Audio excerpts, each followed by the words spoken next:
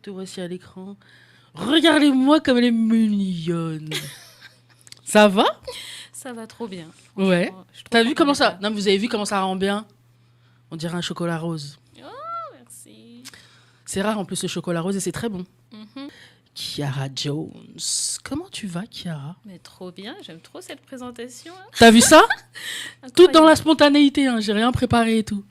Je fais toujours au feeling.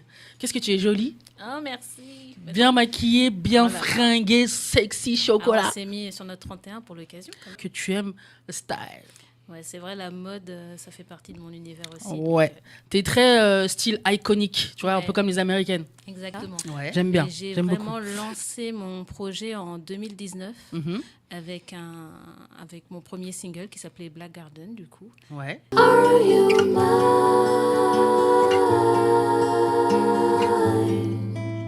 Mon projet, il est vraiment envisagé un peu à la Kendrick, tu vois, ou FK Twigs, ou tous ces artistes qui mêlent audiovisuel et musique.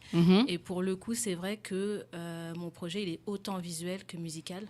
Pourquoi avoir choisi l'anglais? Je ne me voyais pas écrire en français dans le style que je fais, qui est la néo-soul, jazz fusion, hip-hop, R&B. En français, c'est pas que ça sonne moins bien. Si, ça sonne moins bien, clairement. C'est compliqué de bien faire sonner quelque chose en français. Et pour moi, c'est plus facile. Et peut-être que je me cache aussi derrière une langue étrangère pour pouvoir dire ce que je veux, quoi. Ouais, il y a ça aussi, c'est vrai. Ouais. Sur tes réseaux, par exemple, tu dois avoir les statistiques. Donc, je sais pas si tu regardes un peu ou si on te dit un peu. Mais est-ce que tu vois que ça t'ouvre d'autres territoires que francophones, du coup? Complètement. Moi, je sais qu'aujourd'hui, je suis très écoutée au Brésil. Ah ouais, tu vois. Et j'avais fait aussi un So Far Miami. Donc...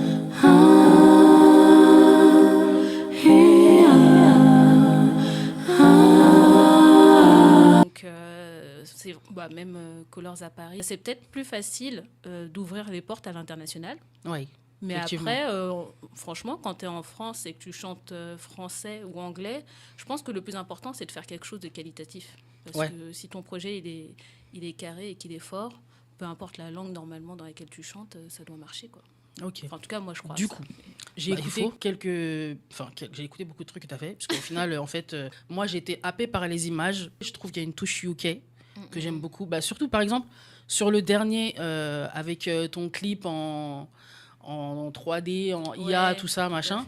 Ça me fait penser à un groupe anglais, je sais plus comment il s'appelait, mais ils avaient fait une chanson avec un clip un peu dans le même genre. On voyait un bébé dans le ventre. Ok. Je sais plus comment ça s'appelle, mais je trouverai ça et je t'enverrai, tu verras de quoi je parle. C'est vraiment cet esprit-là. Là, j'ai eu l'occasion de pouvoir avoir des producteurs que j'aime beaucoup, comme Lévis Reynard, Paul Grabillier et Antoine Martin, tu vois. Et c'est vrai que je fais... je décide beaucoup, en fait, en termes de production. Ouais. Et je sais quand un titre va m'inspirer, même en termes visuels ou pas. Pour moi, ça doit directement m'inspirer quelque chose de fort, sinon je ne vais pas chercher plus loin. Oui, j'écris mes textes parce que sinon, je ne me vois pas être juste interprète. Et ce serait difficile pour moi d'aller défendre ces titres-là. Donc depuis le début, tu as écrit en anglais direct? En vrai, si les gens vont chercher très loin, j'ai écrit en français. Ouais. Mais c'est tellement deep. Un semblant de vie dans ce monde inerte. Non, c'est trop dur.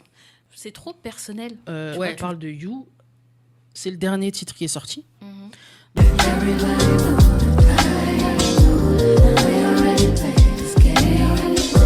Donc c'est feat, donc c'est pas de def. Ouais. C'est qui? C'est en featuring du coup avec la personne qui a fait aussi le remix de Heartless.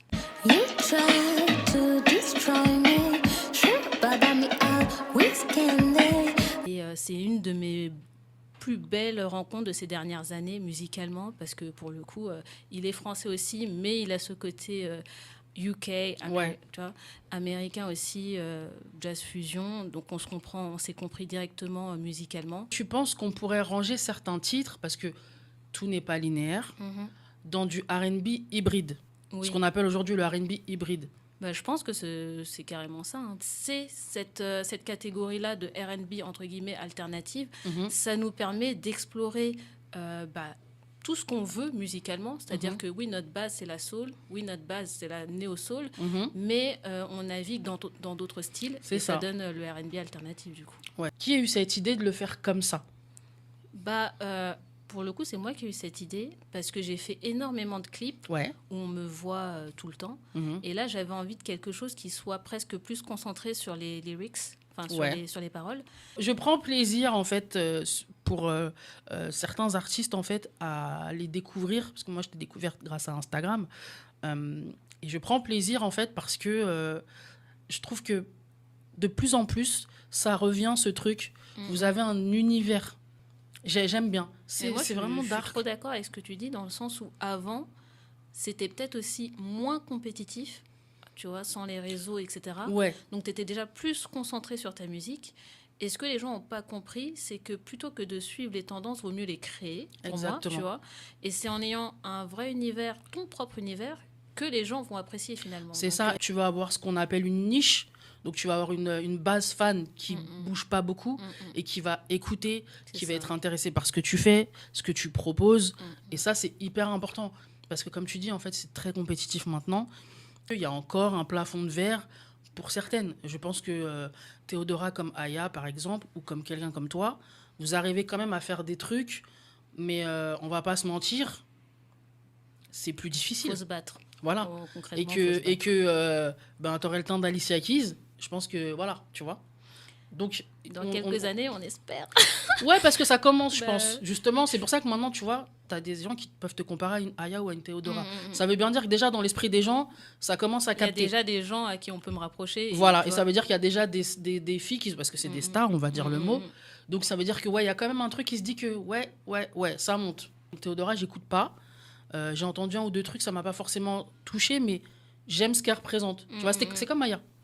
Aya, j'écoute pas forcément, j'aime bien regarder ce qu'elle fait et tout, parce que j'aime ce qu'elle représente, j'aime ce qu'elle est en train de faire, que ce soit conscient ou pas. Je pense qu'au départ, c'était pas conscient.